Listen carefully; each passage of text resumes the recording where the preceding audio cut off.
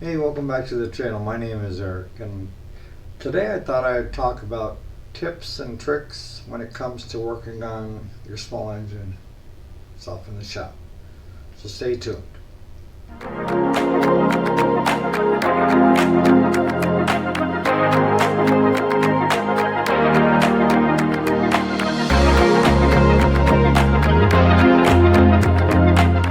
what am I talking about today? What's the proper way that you can work on things and not get yourself into trouble? And like this pressure washer, the last thing you want to do is tip this up like this for so long, because the oil will fill the head and you won't get it to turn over. So if you're going to work on this, you can tip it backwards, you can tip it side to side. But wherever the spark plug is, that's the direction you don't want to tip it, like with snow blowers. Typically when you're working on a snow blower, you work there, but a lot of times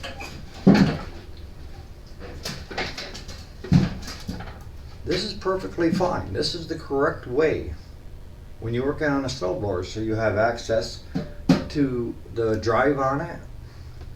When you're changing the oil and stuff, you don't need to be like this.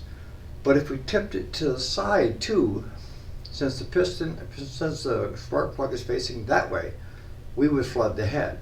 But the way it's set up right now, we're not going to flood the head because the head is facing this direction, if you understand what I'm saying. So don't be afraid to tip these up like that. They're made to do that. That's okay.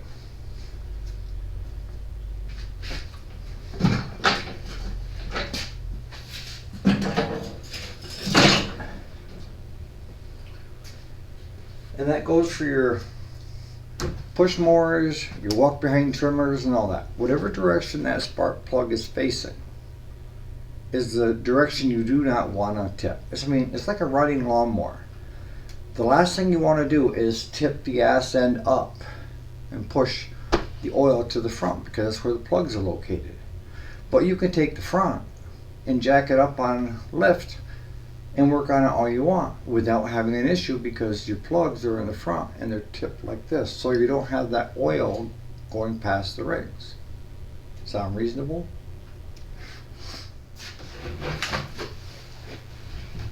And then the other thing I want to talk about is safety.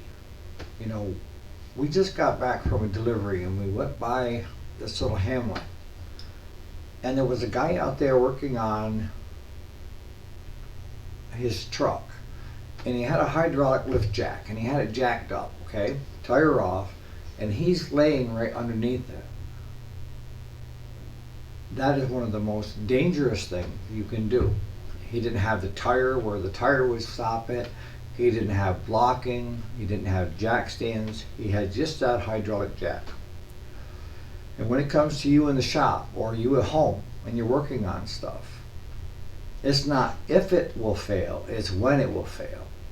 And when you get stuff in a position where you're going to be underneath it, you need to have safety first when you're working on it. On our lawnmower jack, you know, it's a hydraulic jack, but it locks into position so that there's no weight on the actual hydraulic portion of the jack. And we do a lot of blocking here to make sure that it can't fall. If we're working on a shop truck and we're working on, let's say, the brakes and the front tire, that tire is underneath that truck, so that if it comes down, it's going to come down under the tire. I mean, I've seen jacks roll and the whole thing just over it goes. So whether you're a homeowner or you're a small shop getting started, you have to first think safety. What am I going to do to safely do this job? All it takes is that one time of saying, well, I don't have time, I'm going to go right through it, and that's when something's going to happen. And what I can tell you from experience is you can't turn back the clock. Once it's done, it's done. Alright, so I hope that's helped you guys out on the channel, and we'll catch you on the next video. Thanks so much for watching.